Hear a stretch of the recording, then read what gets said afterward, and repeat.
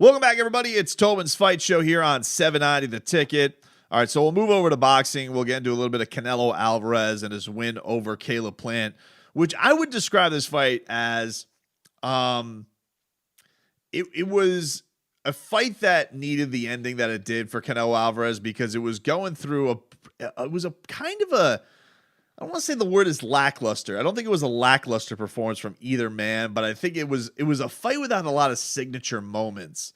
Definitely a performance from Caleb Plant where, it was very clear that he was trying to make things uncomfortable for Canelo as far as, trying to put the jab make him chase him, things like that. Really maybe try and wear him out by, hitting him with the shoulder roll and try and not hit him with a lot of clean body punches. That really was effective. I think that he did a great job of neutralizing Canelo Alvarez's body attack.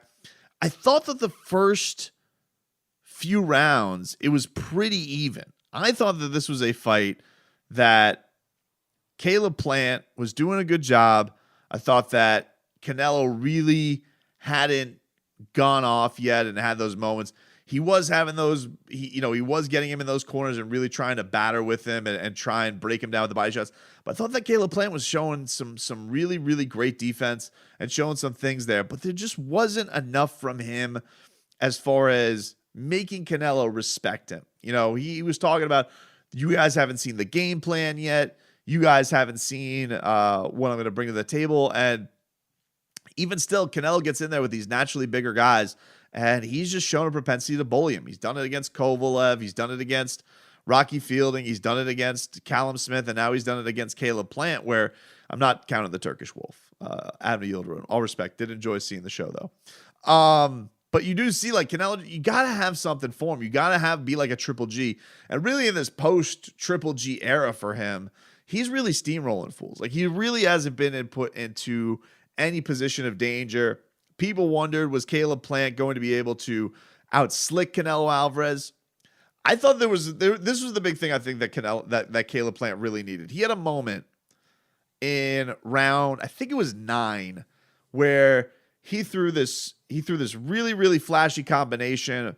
I think probably like 6 or 7 punches he was throwing, and one got through. But it was a good moment for him. He raises his arms. He goes back to the corner. I was like, hey, that was a great moment for Caleb Plant in a round that he lost. But I really wish that we would have seen a lot more of that from him throughout the fight. I think that if you're going to be the more skilled boxer against Canelo Alvarez, you have to dwarf him in output. Like, you cannot be this picking and popping and using your slick jab and all that type of stuff. I just think it sets you up for disaster because you're not really giving him too much danger that he has to weather through. You're not having this overwhelming lead that he has to come back from. And looking at the scorecards, you had Canelo. He was up 98-92 on one card. They gave Caleb Plant won the first round in everybody's eyes. And then only won up until round 8 and 9. They gave Dave Moretti gave Caleb Plant those 2 rounds. He had Canelo pitching a shutout up until not pitching a shutout, but had him going on like a 6-round run. Same thing for Steve Weisfeld. He picked first round for Caleb Plant and then all the way up until round 9. So that flurry actually did give, I think, in a lot of people's eyes, Caleb Plant. I think it was probably a curve scoring round because I thought that it was too little too late for him. But everybody after that flurry and him raising his arms were like, oh, he's done something. Let's give him a round. I think that was probably what was going in there. But I actually added a lot more even right up until round 6. Right up until round 7, I thought Canelo just took this fight over. Caleb Plant didn't bring enough to the table. He needed more of what he did at the end of round 9 that did, you see that, and I think part of it probably had to do with that the fight was so lopsided in the judges' eyes that they were like, let's give one to Caleb. Maybe they just thought that he won flat out. But he needed more of that. It speaks to my point even more. Needed more of that flurry to really give him a chance against Canelo Alvarez, and we didn't see that. So, for Canelo, again, this was a pretty uneventful fight for the most part up until we get to the 11th round and he hits with his signature left hook, puts Caleb Plant down, hits him with another uppercut.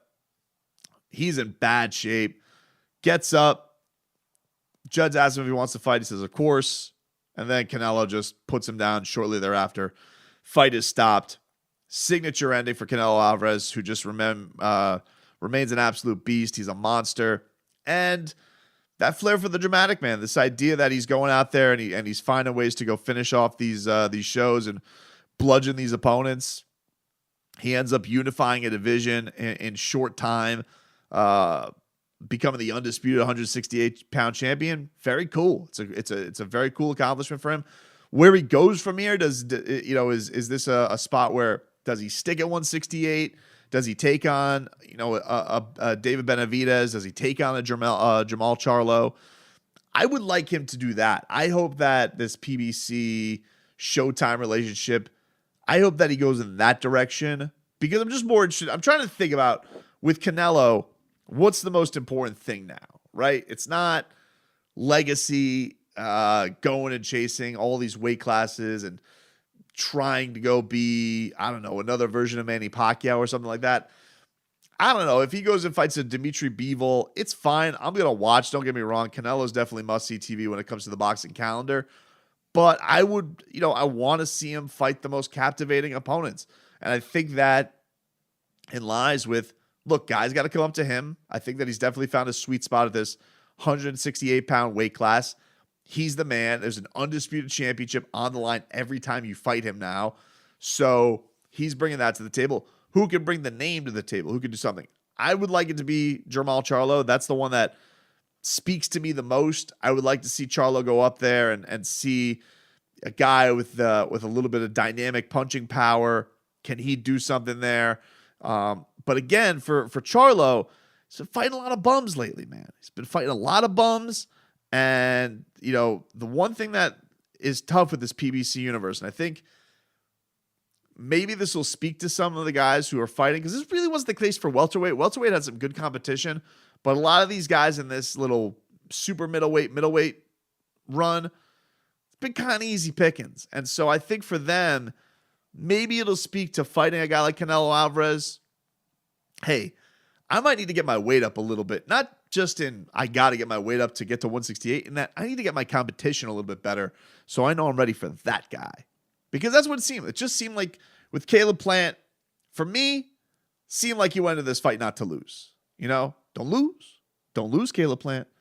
That's what it felt like to me. Like, he had some slick stuff. He had some good neutralizing ability against Canelo's body attack. But he really didn't have an attack plan to go win the fight. He had a good plan to make Canelo as not effective for as long as possible, but never gave Canelo anything to think about, never gave Canelo anything to respect. That was the disappointing part about it for me when it came to Caleb Plant. And it wasn't just the fact that he talked a big game and that, he's has the press conference and he's bringing up the cheating against Canelo and all that type of stuff. That's fine. That's all fair game. That's trash talk. That's great. But, he talked a big game as far as the game plan going into this. It didn't feel like he really did have anything that surprised anybody. Everybody said he's probably going to have some success early. He's probably going to be slick before Canelo adjusts. He's not going to have the power. He's not going to have anything that's going to really affect Canelo. And eventually Canelo's going to wear him out, knock him out. And there's a reason the odds were what they were. I thought they were a little bit strong. And I was a Caleb Plant. I'm a Caleb Plant guy. I like Caleb Plant. And I was even like, man, these odds are fat for Canelo. Real fat. Maybe Caleb's got something to him. You watch his All Access story, like, man, love this guy. Impossible not to root for him. So, yeah, I really wanted Caleb Plant in a lot of ways to come in and get this fight, but there was no X factor. There was no surprise. He looked like a guy who didn't learn all the tools yet. And Canelo, for him, I just think for him, there's an interesting thing with his place in the pound for pound list and referring to him as the pound for pound king. I think for me, the idea that I just think that every time he's gone in there now, basically since he's fought Triple G, it hasn't been the best competition in the world, but it's been good. It's been pretty damn solid. These are the people who were atop the weight classes and had belts. Didn't have to fight a guy like Caleb Plant. Probably could have said kick him. No, but he wanted to go become the undisputed guy and made it happen. So I think for that, that's pretty special for him to just set out these goals and get them done. And there is beauty in the idea that he is the A side, that he is going to make a guaranteed at least $30 million every time that he fights. So you have all that taken care of. You're not navigating through the waters, but you think about the Terrence Crawfords of the world, who hopefully in a couple weeks when he beats when he takes on Sean Porter, maybe he beats him and has that signature win.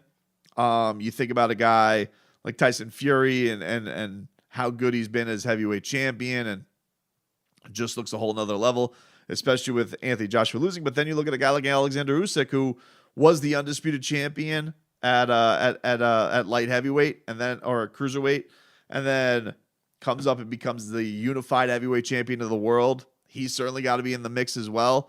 And so those are all great tales. But I will say, there's a lot of pressure that comes with being like the pay-per-view king, with being the guy. And, for years, we would always be like, who are these guys that, Floyd's fighting and all that type of stuff. And you'd watch a Floyd fight and be like, this is kind of ho-hum. And,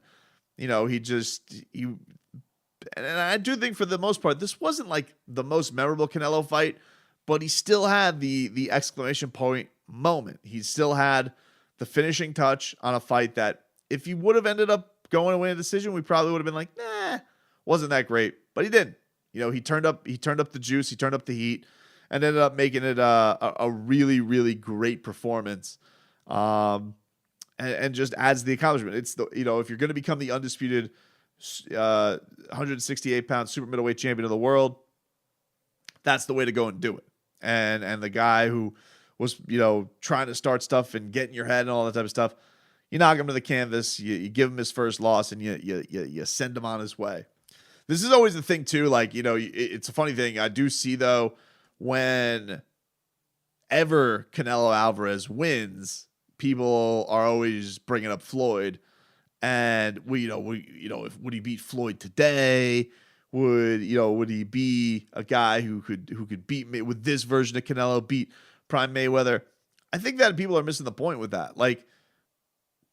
Canelo Alvarez was very young when he took on Floyd Mayweather. Big stones. Good job. He went in there and took a crack at the king. Good job. And he got worked.